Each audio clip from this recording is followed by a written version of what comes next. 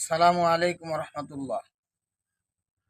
ইসলামী যুব আন্দোলন বাংলাদেশ ১০ নং ভেলুমিয়া ইউনিয়নের ৫ নং ওয়ার্ডের দায়িত্বশীলরা ভেলুমিয়া বিশ্ব রোডের মাথার পাকার মাথায় জামে মসজিদে মুসল্লিদের আসা যাওয়া অনেক কষ্টকর হয়।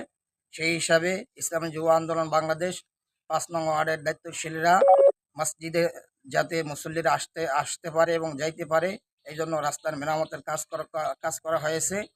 আরও যুবকরা আরও অন্যান্য কাজকর্ম করছে, রাস্তা মেরামত সহ অনেকগুলি কাজকর্ম করছে, সবগুলি চলতেছে আলহামদুলিল্লাহ। আমরা